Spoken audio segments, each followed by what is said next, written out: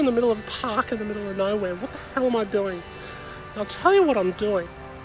I'm actually come across, reverse around, this little bus here. Look, I knew they would be here, to be honest, and we're going to talk to them in just a moment. We're going to talk to them and find out what they're all about, what they're doing some great things, travelling across Australia, called Vape Force One, and doing some amazing stuff, spreading the good word about vaping and the benefits of vaping, and talking the truth about vaping and its health implications in a positive way, and letting people know what the facts are. And so they've got a whole bit of information on the table here, and where they'll educate people about it. So let's go in and let's have a chat to them, hey? How are you? Hello. And what brings you out to this park here today? We're here with Vape Force One. Vape Force One, look at this. Got the crew here. We've got David. Brian.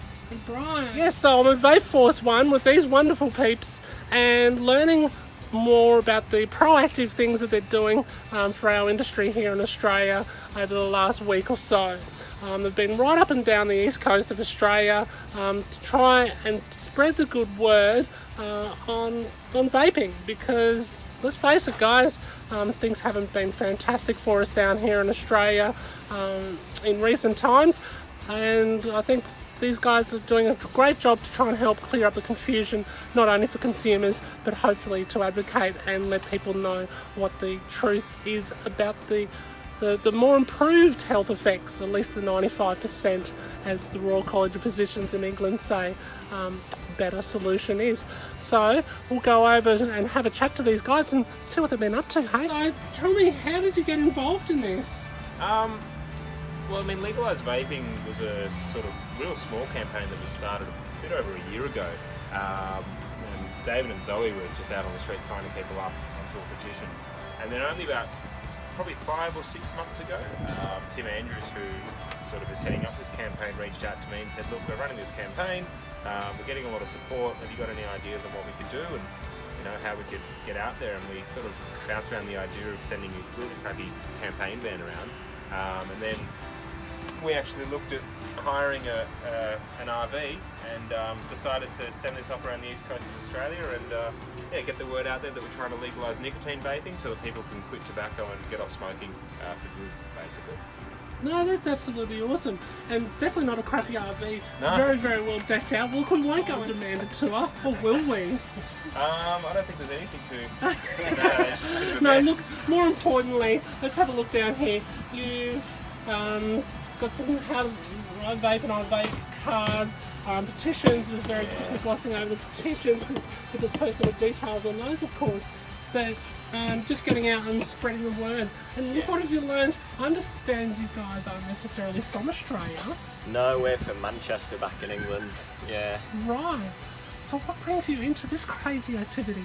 Well, Zoe initially got me into it through the Australian Taxpayers Alliance because she's a strong libertarian, and lots of our friends have used the nicotine vapes to quit smoking. So we thought, we could get involved in that as well, maybe advocate for it. Not just that, but as Zoe is a libertarian, she's just for the freedom of, being able to...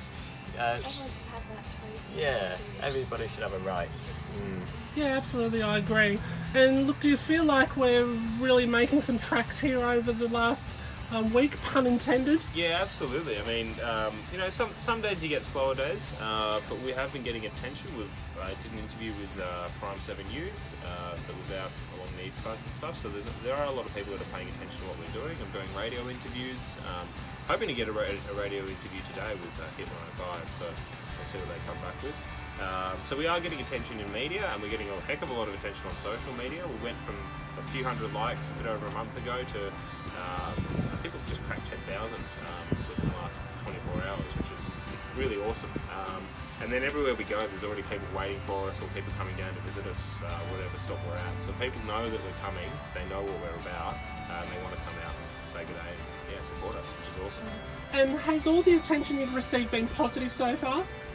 Pretty much every single person I've spoken to even people that didn't know what vaping is, once you explain it to them, yeah, they don't understand why it's illegal. I think I've only had one person who thought that it should remain illegal, but yeah, I've never been on a campaign where I've had such a high rate of approval.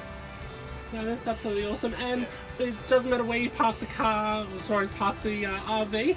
They've been fantastic to you and welcoming. Yeah, yeah. I mean, well, the only issue where we ran into any trouble was in Brisbane, where we were just walking. We actually parked the van away and we're just walking around on the street trying to get people to sign our petition. And Brisbane City Council told us that we needed a permit just to talk to people. So that was a bit ridiculous, and we decided just to clear out of Brisbane, and we ended up going to a vape store, going to Super Vapes in Banyo and checking those guys out and finding out about all the ridiculous restrictions they have, even though they don't sell nicotine or any tobacco product. And I heard that apparently they've got to cover their product with cardboard now. So Queensland Health have been going into different vape stores. They went into Super Vapes, they went into Aussie e-cigs down in, I think, Sunnybank, and they've basically told them that everything that they sell in there is essentially a tobacco product, and because it's a tobacco product, they have to have it behind, they have to have it boarded up so it can't be visible. This is despite the fact that these stores don't sell nicotine, they don't sell anything related to tobacco, they only sell vaporizers, which are a way to get people off tobacco. And Queensland Health are cracking down to the point where bottles of distilled water are considered a tobacco product and are not allowed to be displayed in the store. They have to be out of sight, which is just ridiculous. So there you go, guys. We've heard it first. Bottled water cannot be displayed in a shop if you're selling a vapor product here in Queensland. Yeah, it's ridiculous. Absolutely doing a fantastic job, as I said before, to tell the good news of the story. And look, just a big thank you to all of you, and I can only encourage you to have a look at Legalise Vaping. Now that's with an S, Legalise, not Z, with an S, legalisevaping.com, and check out where they're still going to go. They've still got a bit of a way to go, I believe, and yeah, get out and support these people. Look, if you can't get out and support them, get on to legalisevaping.com and sign the petition that they have online. The work is important. Don't think your little signature may not count. It just might make the difference to getting some, dare I say, common sense back into this. Alright, thanks for joining me. Thanks, guys.